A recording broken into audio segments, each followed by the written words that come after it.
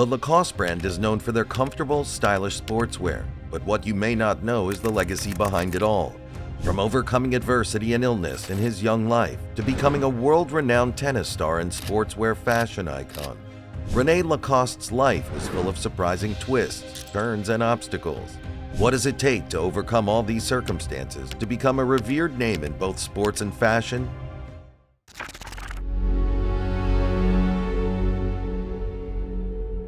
René battled a series of illnesses in his younger days that left his growth stunted and his health in poor condition.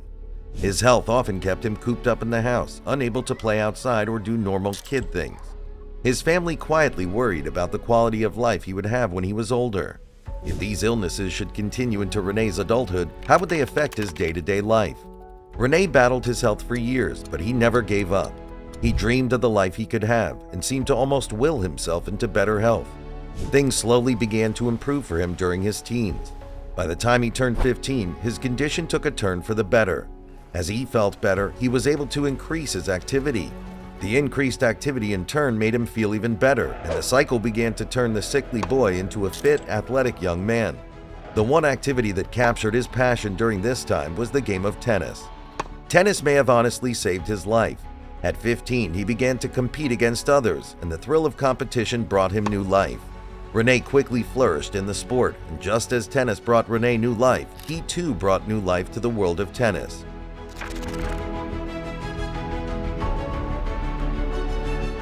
René was remarkable.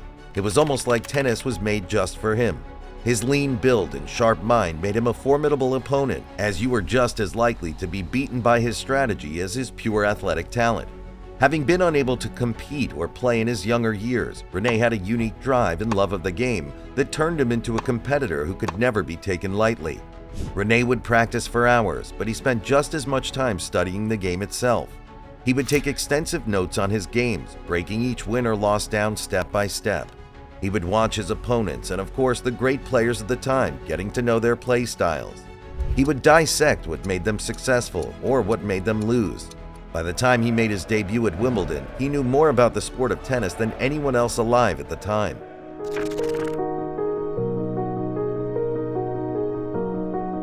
René's knack for the game naturally led him to slowly move away from his studies and more deeply into tennis.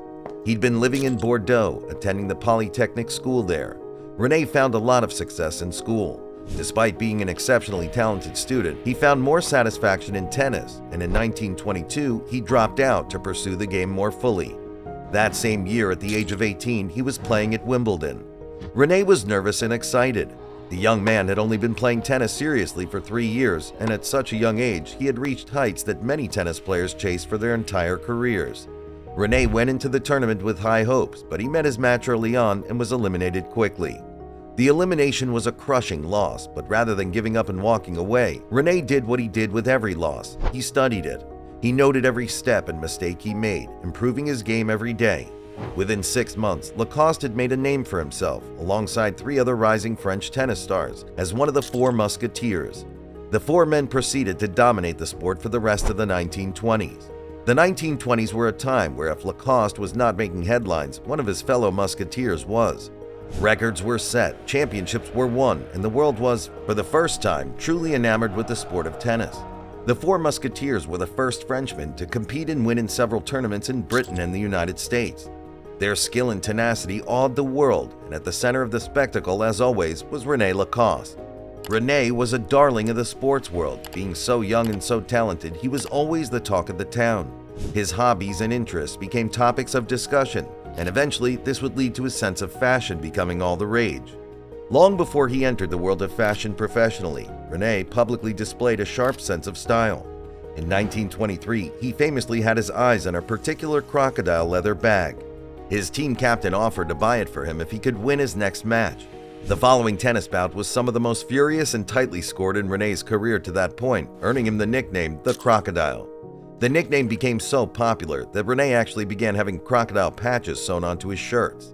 He found it endearing, and this crocodile patch would become his calling card, even long after he retired from the sport.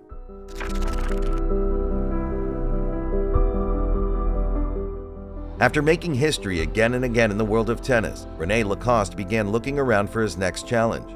He was not one to sit back and let the world come to him, as when he discovered his love for tennis, his next venture would come about because he was unafraid to step out and try something new. The next new thing for René would come along almost by accident in the form of a uniform alteration. His move into sportswear and eventually fashion and luxury began with a simple polo. René felt that the shirts provided for tennis players were too constricting and made the game more difficult to play. Inspired by the shirts worn by polo players, he asked his tailor to hem his uniform into something similar, which allowed for more movement and trapped less heat. It did not take long for this new shirt to be a trademark of his look, and he quickly started having his personal logo, now an alligator, sewn onto these new shirts. During this time, René married a pioneer in the sports of women's golf, Simone Tillon de la Chambre, and the two had several children together. René and Simone were both very supportive of each other's ventures and goals, each being world-renowned in their own right for very different achievements throughout their lives. So when René pivoted from tennis to sportswear, his wife didn't even bat an eye. After winning 7 Grand Slam titles and defeating his career nemesis at Wimbledon, René felt his time in professional tennis was coming to a close. He still enjoyed the sport, but it was time for something new. At the same time, his shirt design was becoming a hot commodity. So, at 25 years old, René officially retired from pro tennis and teamed up with André Gillier to found the La Chemise Lacoste, later known simply as Lacoste, a premier clothing and sportswear company. Lacoste became the first brand to feature a logo on it, René's signature alligator. The brand was known for designing polo-style tennis shirts made from lighter cotton and short-sleeved, which were quickly adopted by the tennis community at large. The style was so popular that other brands began marketing similar products, but there was simply something about a Lacoste polo that could not be fully replicated. Much like the man himself, the brand was one of a kind.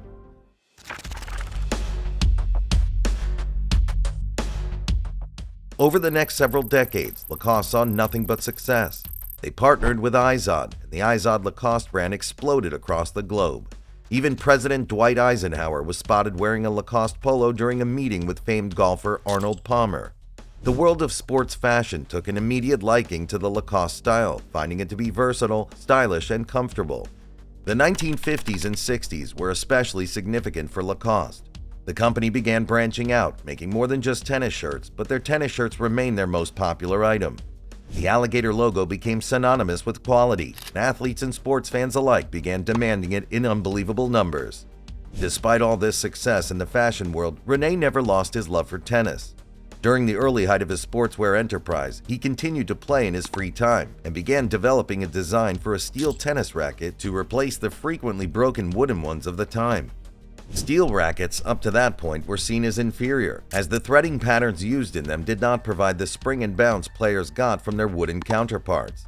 René set about finding a threading pattern that would allow steel rackets to be just as effective, and in 1965 he succeeded.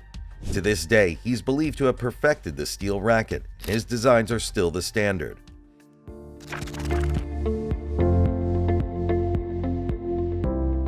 In 1964, René officially retired from running the clothing line, passing the torch to his son Bernard. In his 30 years at the helm, he had kept Bernard close to him, and the boy showed an early interest in the family business. When he was confident that Bernard was ready to take the reins, René publicly announced his resignation and appointed Bernard as his successor as the official figurehead of the company. Bernard had been instrumental in the success of the company for the last 15 years, so he was the natural choice for Lacoste. In the 1950s, Bernard had even been the one to bring Izod together with Lacoste to bolster their production and distribution in places like the United States. A very business-minded man, Bernard assured the world immediately that the company was in good hands. Having worked so closely with his father, it was obvious that Bernard would develop the same level of passion as René. Bernard, however, was not a tennis player, but rather had found his calling in life was business management. Where René had spent his time addressing the problems faced by the athlete, Bernard would dive headlong into addressing the problems faced in the business and fashion worlds. The family gift was about to be redirected, and the Lacoste brand was in for a major glow-up.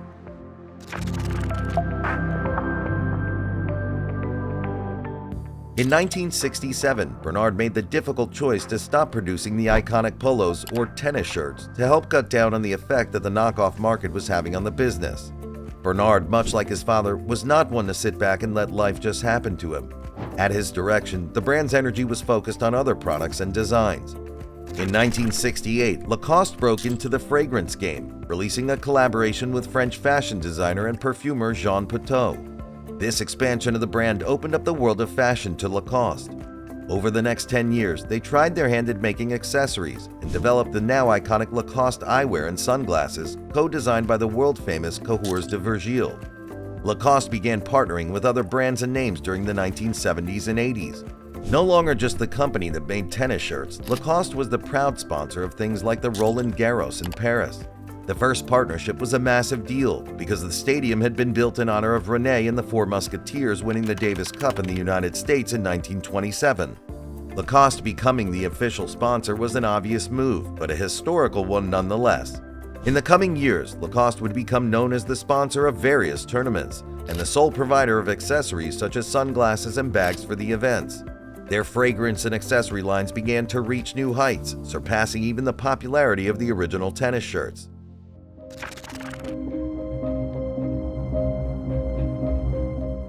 In the 1990s, Lacoste saw fit to bring back those original designs, finding that the market was just as fond of them as they had been all those years before. Now, however, instead of simply being practical and comfortable, they were seen as highly fashionable.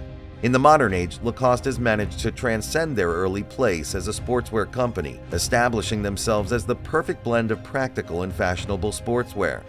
Lacoste has developed an iconic look, being both timeless and nostalgic. They shaped the look of the sports world in the 60s and 70s and continue to be a driving force today.